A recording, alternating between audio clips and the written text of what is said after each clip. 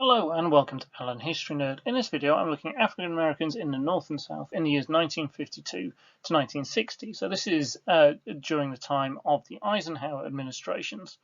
And this is a really important time period in civil rights in America. Though Eisenhower is not necessarily the greatest civil rights president, lots of really significant events in civil rights take place during his time in office. So I'm taking my guidance on this, looking at A-level history, in particular the AQA Unit 2Q, the American Dream, Reality and Illusion, 1945 to 1980, and in particular a section on the specification, African Americans in the North and South, the emergence of the Civil Rights Movement, the policies and attitudes of the main political parties, the responses of the state and federal authorities. So that's what I'm going to look at. Looking at in detail at Eisenhower's administration and a number of key events such as Brown versus Board of Education, the Montgomery Bus Boycott, and several others. So to start off with, let's have a look at what was going on in the North. Well, in the North during this period, there was continued de facto rather than legal segregation. So what this meant is that actually, if you looked at the jobs that people did, if you looked at where people lived, it looked like society had been segregated. It hadn't legally, but what was happening is African Americans were treated differently by the police. You had cities that were divided into white and black areas, so a lot of the inner cities were increasingly these black areas, whilst a lot of the white population had moved out into the suburbs. Landlords and real estate agents essentially acted to make sure it was as hard as possible for African Americans to leave the neighborhoods in which they lived and move out into the white suburbs. And so we see this being done through kind of increasing of rents and other activities from estate agents and real estate agents. One of the other divisions we see is obviously America was going through a kind of a real growth in how wealthy people were during this period, but a lot of that wasn't seeing its way into the majority of the African American community. One of the big things you needed in America at this point to access, particularly the cheaper shopping and things like that, was access to a car, something a lot of the African American population lacked, and the cost of goods in the inner cities tended to therefore actually be higher. So you've got the poorer part of the population paying more for goods than the more wealthy population who could get out in their cars and get out to the out of town malls. There were 4 African Americans in the House of Representatives, but none in the Senate. So we are seeing it again with these large black areas that are growing in towns and cities. We are seeing in some of these this being aligned with congressional districts, and therefore some degree of representation, though still very small at this point in time. There were groups moving to try and improve things in the North. So we see kind of on the more moderate side of things, we see the National Urban League, the NUL, and the Congress for Racial Equality, also known as CORE. And then on the more extreme side, we see the Nation of Islam, which gained greater notoriety through the Hate Produced TV show that was shown in '59, and we see Malcolm X and other figures gaining notoriety during this point and starting to get their voices heard. This is an important part of the start of the civil rights movement in the North, and a great deal of anger, particularly at the way that the community was being treated, most notably by the police. In the South, we see segregation, legal segregation across the South, but it is increasingly challenged during this time period. The spread of TV particularly helped this challenge, as images of segregation and violence were shown in homes across America and across the world, something that caused great embarrassment to Eisenhower's administration, and something that maybe kind of forced the hand in government in trying to do something about what was going on.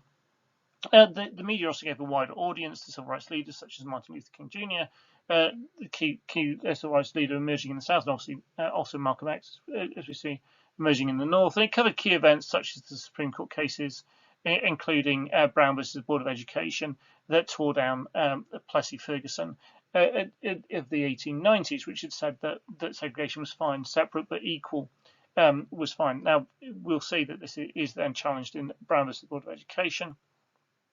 So civil rights in the South will make significant strides in this era, but it will be the first steps on a long road, which won't be completed until much later. If you can, well, you can argue they're not being completed at all.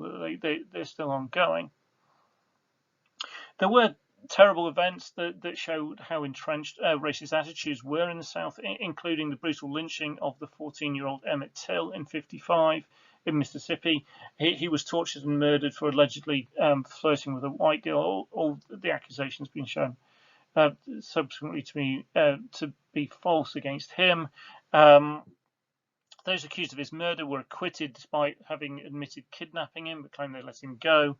The defense case rests on the fact that the body was so badly mutilated that it couldn't be 100% identified. Obviously, forensics weren't what they were now, and again, it was a very weak defense. But the all-white, all-male jury verdict clearly found the defendants not guilty, and it's become very clear on work that's been done in this sense that this was a kind of racially motivated verdict. The jury didn't want to see life sentences or death penalty for white men for killing an African American child. So it's a horrendous case. Eisenhower. This is one of the many areas Eisenhower gets criticised as an area where he fails to act. So in the South, we still have violence, we still have segregation. We are seeing some progress, but also we're going to see a huge backlash by the white population against some of that progress that's made, and therefore things like the violence gets worse. Looking at the emergence of the civil rights movement, and we've got a series of key events that I'm going to look at, and the first of these is Brown versus the Board of Education. Now, in this, Oliver Brown, who was a church minister, challenged the fact that in Kansas he couldn't send his daughter to an all-white school that was only 5 blocks away from their house. Instead, she had to travel 20 blocks, including crossing some railway tracks. The NAACP legal team supported Brown in his challenge, and the team was headed by Thurgood Marshall, whose picture's above me, and he brought this case to the Supreme Court and illustrated the fact that separate was always fundamentally unequal in education, as it was psychologically harmful to black students, as well as the very notable funding gaps between the white and black schools in Kansas and elsewhere in the South. So Thurgood Marshall and the rest of the NAACP's legal team did a hugely significant and important job in this. It removed segregation legally in the South. The verdict was unanimous. The Chief Justice this time, it was Earl Warren, who'd been appointed by Eisenhower, a decision or appointment Eisenhower later is claimed to have said he regretted, but because Earl Warren proved to be very, very liberal compared to Eisenhower, and the Warren and the Warren Court plays a really important role in progressing civil rights during this period and beyond. The first decision was really significant in that it said essentially segregation was not allowed, and the Plessy Ferguson no longer stood. But what the decision failed to do in '54 was set a time frame for desegregation. This led to the need for what a case was referred to as Brown 2 of 1955, which called for the South to act with all deliberate speed. Again, quite noticeably, although there's a bit more urgency in this, there's not an absolute nailed-on time frame. The action was mixed in its success. Desegregation took place in Washington, D.C. and the border states. So this is the states that are the border between the North and the South. So states like Delaware, Kentucky, Maryland, Missouri, Oklahoma, West Virginia. So these states were about 70% desegregated in terms of their schooling a year after Brown 2. However, in the Deep South, segregation remained. There was a backlash from the white population. Unfortunately, again, we see a growth of organisations such as the KKK and the White Citizens Councils, which totaled 250,000 members in 1956, and these white citizens' councils concentrated on trying to do everything they could to prevent the desegregation of schools, using legal means, using illegal means, using violence, intimidation. Obviously, groups like the KKK used violence, intimidation as well. We also get the Southern Manifesto, which was signed by 101 Southern congressmen, calling for all lawful means to be used in opposing the Supreme Court's decision. And so we're going to then see a series of actions where the failure to desegregate is directly challenged. And there is some progress here, but it is very much a beginning. The Montgomery Bus Boycott was another phenomenally important and transformational event. The Montgomery Bus Boycott followed the arrest of Rosa Parks, who refused to give up her seat in the white-only section of the bus. It lasted for a remarkable 381 days, with African Americans walking or carpooling to avoid using the buses. It was a campaign in which Martin Luther King Jr. emerged as a key civil rights leader. The boycott cut off 80% of the bus company's revenue. The NAACP raised another case with the Supreme Court, the Browder versus Gale case, that found segregation on buses was unconstitutional. So this is building on Brown versus Board of Education, and is another victory of the NAACP in their methodology of using the courts. The Montgomery Citizens Council tried to intimidate the leaders of the boycott, including having them arrested on multiple occasions. Also, there was violence and other forms of intimidation as well. Montgomery buses were, as a result of the Browder versus Gale case and the Montgomery bus boycott, were desegregated. But sadly, not all buses in Alabama followed suit. The events in Montgomery showed the power of both mass peaceful protest and the use of the courts. And these are methods that are going to be carried forward by Martin Luther King and others going into the 1960s. So a really important moment, and particularly because this is the beginning of the civil rights career of Martin Luther King. He's going to prove to be an enormously significant figure going forward. The next event, which I'm going to look at, is Little Rock, Arkansas. Now, this follows on from Brown versus the Board of Education. Now, the Deep South had continued to resist desegregation. It was clear things would come to a head. In Virginia, schools had been closed down to avoid segregation. In Tennessee, the governor had vetoed a state bill to stop integration and actually used the National Guard to defend black students. So we're seeing tensions rising. And then in 57, we get the events in Little Rock, Arkansas. 9 black students were to be the first black students to attend the Central High School in Little Rock. Governor Orville Forbes encouraged demonstrations against these students being allowed into the school, and then used the National Guard to turn away the students. All this was captured on TV cameras. We see these horrendous images of white adults intimidating black students, and it shocked viewers across America and the rest of the world. There's horrendous pictures of these black students being spat at and all kinds of horrendous things. Eisenhower did act in this case, and he didn't have a great record of acting, but he did react in this case. He failed to show any real kind of support or enthusiasm for desegregation, but he, at this point, did federalize the National Guard, and he sent in the 101st Airborne to protect the students. Now, the federalizing of the National Guard is important because it then means this is going to be a federal call to use the National Guard rather than by the individual states.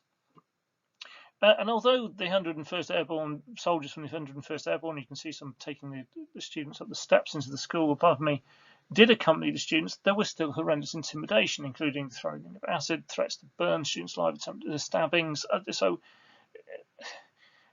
again, the real kind of depth of the racism and the results of violence was absolutely clear to see. In the years that followed, so 58 and 59, Forbes actually shut schools in Little Rock to prevent desegregation, and was actually re-elected as governor and continued to be re-elected as governor after this. And he became a bit of a poster boy for the segregationists in the South. The Central High School was integrated in 1960, and other Little Rock schools did follow, but integration in the Little Rock schools was not completed until 1972. So this shows that how incredibly slow process this was.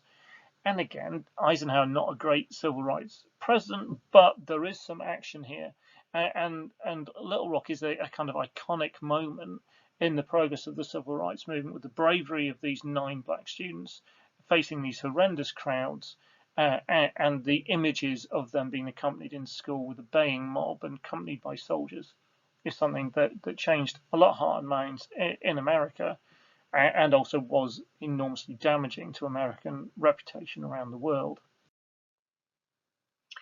Another part of the civil rights movement we see emerge right at the end of this period is the student sit-ins.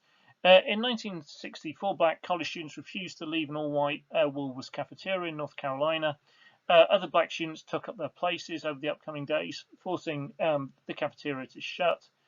This incident led to many more like it, involving 70,000 students. The students remained peaceful but faced violence and intimidation. If you find more images or watch more cover, find TV coverage of this, you'll see students having all sorts of stuff poured over them, being jostled and pushed and hit as they sat at the counters. So they really did face down some really brutal intimidation. But the idea of this was peaceful protest. It did lead to, for example, the desegregating of cafeteria counters in Woolworths. It led to the creation of the Student Nonviolent Coordinating Committee, also known as SNCC, and this favoured a kind of a bottom-up rather than top-down organisation in the civil rights movement. And it's important in the development of the civil rights movement as we see these different organisations and groups emerging. SNCC, however, will at times clash both with King and his organisation, and also with the NAACP, which again are both run differently. Now, as we move on, we're going to look at the attitudes of the different political parties. And now, this is one of the bits when teaching the various bits of American history and American politics that students find the most confusing. So, for example, I teach a unit, history unit, to some of my students on the American Civil War and Reconstruction, and then also I will teach those same students A-level politics. At which point, when they look back at the 1850s, 1860s, 1870s and learn about the Democrats, and then as they emerge, the Republicans, and then they look at the modern day, they tend to get very confused. Now, this period is one of the ones where the shift in the political parties to how we now understand it starts to happen.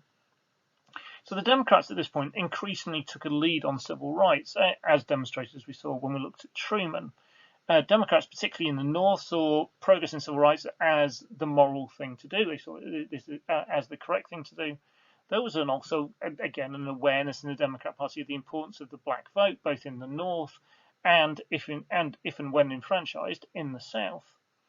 The Democrats argued that racism and segregation in the South was a key reason why it was poorer than the rest of the US, and therefore, again, if the South was to economically thrive, it needed to break away from its segregationist past. There was the Dixiecrat element of the Southern Democrats. They even create their own party in '48, but that had largely kind of collapsed, and most of the Dixiecrats were back within the main body of the Democrats. They rejected the progressive move of the party, and many moved to the Republicans. In terms of a lot of the voters, the Dixiecrat voters shifted away from the Democrats into the Republicans. The Democrat platforms at the elections in 1952 and 1956 clearly placed advancing the rights of all Americans as being really important. Confusingly, however, most of the key figures that you'll see at this point who are ardent segregationists, who are trying to stop desegregation, who are speaking out with these really backwards and racist attitudes, most of those people are Democrat politicians. So we see most notably Orville Fulbus, who we met, who was governor of Arkansas, and we saw him when we looked at Little Rock, and there's also Harry Byrd, who was Senator of Virginia, who encouraged this idea of massive resistance to desegregation across the South, and those amongst others. So we see this kind of strange combination within the Democrats, where they are, on one half, they're the most progressive party with the vast majority of the black vote in the North, who are pushing the idea of civil rights and that more should be done. On the other hand, they contain in the South a lot of the incredibly racist, pro-segregationist groups. And what we're starting to see is the Democrat Party trying to change or starting to change, but it's still got its links back to its past in the Civil War and Reconstruction. So it was the Democrats in the South who fought against the Union and Lincoln in the Civil War, and so it was the Democrats who were the party back in the 1860s who defended slavery until it fell, and then opposed the advancing of civil rights during the period known as Reconstruction that followed the Civil War and spread through to 1877. So that hangover of white Democrats is still in the Democrat Party, but they're very much being moved to one side as the Democrat Party becomes more progressive. And we'll see more of this when we look at Kennedy and Johnson in the 60s. And we'll see this kind of Southern vote desert the Democrats completely, white Southern vote desert the Democrats completely by the time that we get towards the modern day.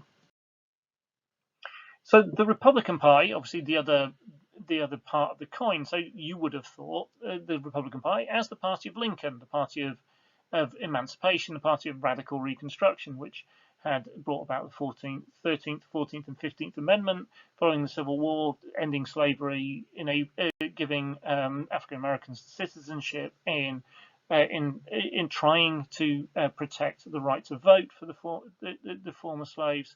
Then you would have thought that, well, this party is going to be the key party in advocating civil rights going forward, surely. And the Republican platform in 52 and 56 proclaimed a commitment to racial equality. However, their dislike for federal intervention meant that they were inclined to leave states to sort issues out themselves. They didn't see it as the federal government's business to be overly interfering in what states chose to do. They were mindful that the black vote in the North was already overwhelmingly Democrat and therefore was going to be difficult to win over with pro-civil rights movement. And the Republicans saw the opportunity to target the white vote in the South that was deserting the Democrats, and therefore kept relatively quiet on the issue of race and civil rights. It's not to say that they had overtly anti-civil rights policies or in any way, but by not advocating strongly for civil rights, they knew that they had a chance they could win over these white voters. The party as a whole was conservative on the issue, so maybe not pushing for progress and change, but there were more liberal elements, and notably in Vice President Nixon. Warren, remember, had been a Democrat and was appointed. Warren was a Republican and had been appointed by Eisenhower and proved to be a very liberal Chief Justice. So you've got Warren, who has got Republican credentials, who was Chief Justice and probably the most famously liberal Chief Justice, and drove the court along with Brown versus Board of Education and various other pro-civil rights agreements. Nixon, who worked hardly, and we'll look later at the civil rights acts that happened under Eisenhower, and a lot of the credit for those must go to Nixon. So there were liberals within the Republican Party who were pushing civil rights, but overall Eisenhower and his administration were rather lukewarm towards civil rights. Whilst not opposing their advancement, Eisenhower showed very little enthusiasm or leadership on the issue. Morrow, who was the only African American on Eisenhower's staff in his administration, described the administration as a whole as being rather ignorant on civil rights and the beliefs and wishes of the black community. So the Republican Party is again, it's different from the Republican Party that we know today. Again, the idea of there being liberals and progressives within the Republican Party is maybe not something that we would see in modern day politics, but the Republican Party was more divided. I mean, overall, both political parties are talking about progressing civil rights. Neither of them are overall or unified in pushing very, very strongly in that direction. at this point in time. The civil rights legislation, as I mentioned, we see two key civil rights acts, one in 57 and one in 60. And so again, when you look at Eisenhower's opposition, which is really poor on civil rights, you're going to go, but there's two civil rights acts. One of these is the first civil rights act since 1875. Why does the guy get such a hard time?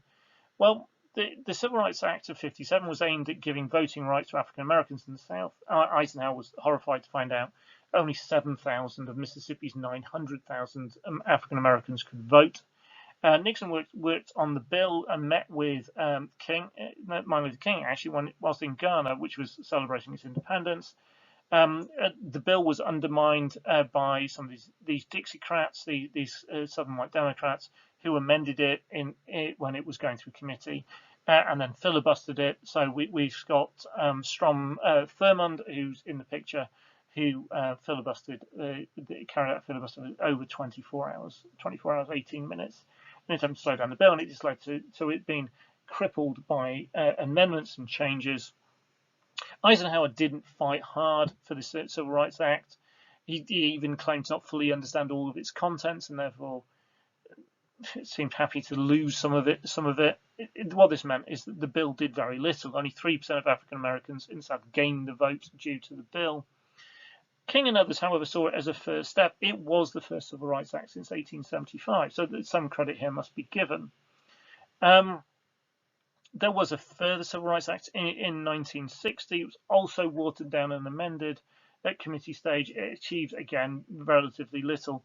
It did, however, make obstructing desegregation a federal crime, so taking the issue out of the heavily biased Southern courts on whether the Southern officials were obstructing desegregation, because the Southern juries would always find them innocent, and therefore what we're taking this is to federal courts rather than state courts, which is a degree of improvement.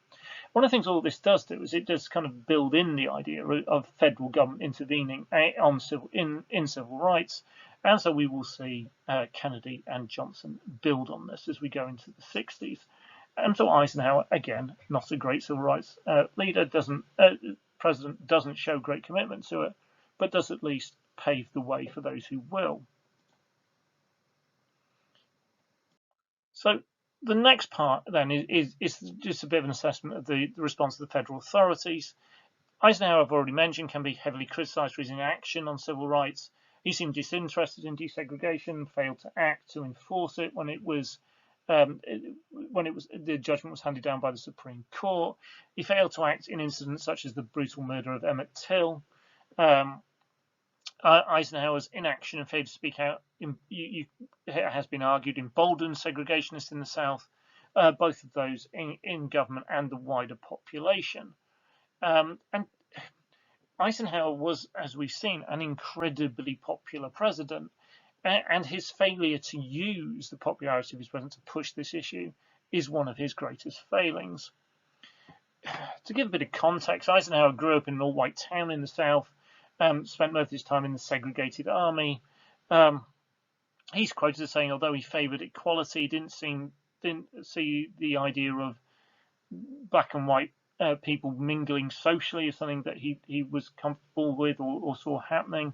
He also very infamously said that he wouldn't allow an African American to marry his daughter. Not that I'm aware of any African Americans trying to marry his daughter, but again, something he was quoted as saying. He also failed to condemn the Southern platform. Again, there is a lack of leadership here. This might feed into some of Eisenhower's need to be liked. He didn't want to alienate parts of the voting population. Although he did act at Little Rock, Eisenhower failed to intervene elsewhere when desegregation of schools led to violence in the South. And he didn't really believe the federal government was or should be intervening in these cases, and he didn't see legislation as force as changing hearts and minds. So, and again, that bit I suppose makes sense. He doesn't. If you impose desegregation on the South, and then you send National Guard and Army in to hold it up, that's not going to change the racist attitude of those in the South who dislike it. There needs to be other methods used to persuade people. So Eisenhower and federal authorities during this period don't have a great record, although, as we have seen, they did take some action. In terms of the state authorities, well, it varies which states you're talking about. The governments in the Deep South, we've seen, did everything they could to resist and slow down desegregation, even when ordered to carried out by the Supreme Court. And we've met some of the characters who fought segregation tooth and nail all the way through. State governments controlled voter registration in the South and used all methods they could to minimise the black vote, despite actions by federal government such as the 57 Civil Rights Act. There was progress in the states on the border between the North and the South, but in the Deep South as a whole, state government very much remained staunchly segregationist, and any changes were enforced on them by federal government, and there was a massive backlash from the white population, and those segregationists in government at state level who fought against desegregation were often re-elected and re-elected and re-elected again, showing very much in line with the white population at that time. Thank you very much for watching. I hope that video proves helpful for you for your studies, or just it gives you some key information on a really, really significant part of American history. If you like the video, please hit the like button. If you have any comments or questions, please leave those below. If you haven't subscribed already to Alan History Nerd, please do. There's a series of videos not only on this unit in American history, but other bits of American history, bits of British history, some Russian history. There's even some ancient history on there. There's also a huge range of stuff on British and American politics. It's basically all set up to help A-level students either doing history, politics, or ancient history. But hopefully lots in there for anybody who's just generally interested as well. Thank you very much for watching.